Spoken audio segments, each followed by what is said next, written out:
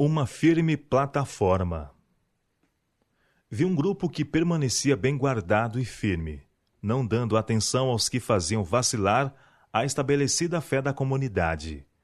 Deus olhava para eles com aprovação.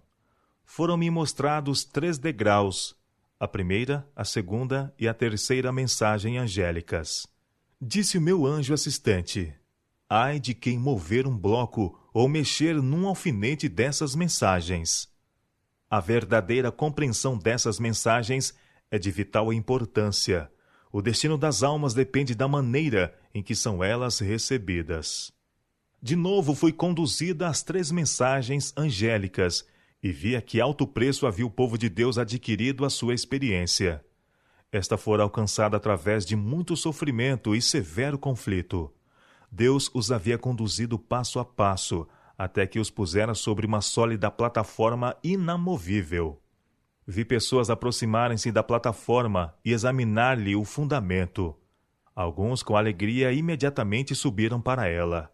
Outros começaram a encontrar defeito no fundamento. Achavam que se deviam fazer melhoramentos, e então a plataforma seria mais perfeita e o povo muito mais feliz. Alguns desceram da plataforma para examiná-la e declararam ter sido ela colocada erradamente. Mas eu vi que quase todos permaneciam firmes sobre a plataforma e exortavam os que tinham descido a cessar com suas queixas, pois Deus fora o mestre construtor e eles estavam lutando contra ele. Eles reconsideravam a maravilhosa obra de Deus, que os levara à firme plataforma, e em união levantaram os olhos ao céu e com alta voz glorificaram a Deus. Isto afetou alguns dos que se tinham queixado e deixado a plataforma, e contritos subiram de novo para ela. Minha atenção foi chamada para a proclamação do primeiro advento de Cristo. João foi enviado no espírito e poder de Elias, a fim de preparar o caminho para Jesus. Os que rejeitaram o testemunho de João não foram beneficiados pelos ensinos de Jesus. A oposição da parte deles, à mensagem que predizia sua vinda, colocou-os onde eles não podiam prontamente receber a melhor evidência de que ele era o Messias. Satanás levou os que rejeitaram a mensagem de João a ir ainda mais longe, a ponto de rejeitar a Cristo e crucificá-lo. Com esse procedimento, colocaram-se onde não podiam receber as bênçãos do dia do Pentecoste, o que lhes teria ensinado o caminho para o santuário celestial. A ruptura do véu do templo mostrou que os sacrifícios e ordenanças judaicos não mais seriam recebidos. O grande sacrifício havia sido oferecido e aceito, e o Espírito Santo, que desceu no dia do Pentecoste, levou a mente dos discípulos do santuário terrestre para o celestial, onde Jesus havia entrado com o seu próprio sangue, a fim de derramar sobre os discípulos os benefícios de sua expiação. Mas os judeus foram deixados em trevas completas. Perderam toda a luz que podiam ter recebido sobre o plano da salvação e ainda confiavam em seus inúteis sacrifícios e ofertas.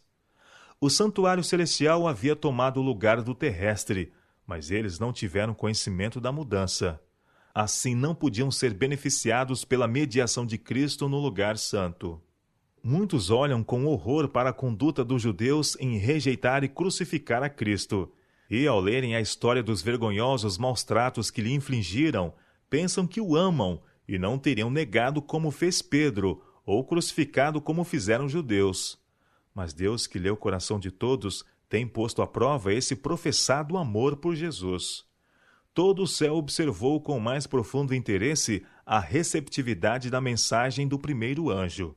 Porém, muitos que professavam amar a Jesus e que derramavam lágrimas ao lerem a história da cruz, ridicularizaram as boas novas de sua vinda. Em vez de receber a mensagem com alegria, declararam ser ela um engano. Odiavam os que amavam o seu aparecimento e expulsaram-nos das igrejas. Os que rejeitaram a primeira mensagem não podiam ser beneficiados pela segunda, nem o foram pelo clamor da meia-noite, que devia prepará-los para entrarem com Jesus pela fé no lugar santíssimo do santuário celestial. E pela rejeição das 2 primeiras mensagens, ficaram com um entendimento tão entenebrecido que não podiam ver qualquer luz na mensagem do terceiro anjo, que mostra o caminho para o lugar santíssimo.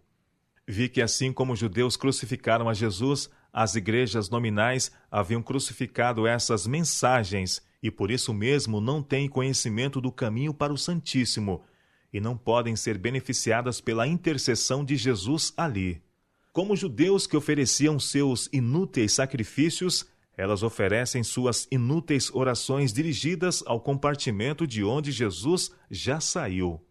E Satanás, eufórico com o engano, assume um caráter religioso e dirige a mente desses professos cristãos para si mesmos, operando com o seu poder, com seus sinais e prodígios de mentira, para retê-los em seu laço. Alguns ele engana de uma forma, outros de outra. Ele possui diferentes embustes preparados para afetar diferentes mentalidades. Alguns olham com horror para um determinado engano, ao passo que prontamente aceitam o outro. Alguns Satanás engana com o espiritismo. Apresenta-se também como um anjo de luz e espalha sua influência sobre a terra por meio de falsas reformas. As igrejas ficam alvoroçadas e consideram que Deus está trabalhando maravilhosamente por meio delas, quando isso é obra de outro espírito. O excitamento morrerá e deixará o mundo e a igreja em pior condição que antes. Vi que Deus tem filhos honestos entre os adventistas nominais e as igrejas caídas. E antes que as pragas sejam derramadas, ministros e povos serão chamados a sair dessas igrejas e alegremente receberão a verdade. Satanás sabe disto, e antes que o alto clamor da terceira mensagem angélica seja ouvido, ele suscitará um excitamento nessas corporações religiosas, a fim de que os que rejeitaram a verdade pensem que Deus está com eles. Ele espera enganar os homens e levá-los a pensar que Deus ainda está trabalhando pelas igrejas. Mas a luz brilhará, e todos os honestos deixarão as igrejas caídas e tomarão posição ao lado dos remanescentes.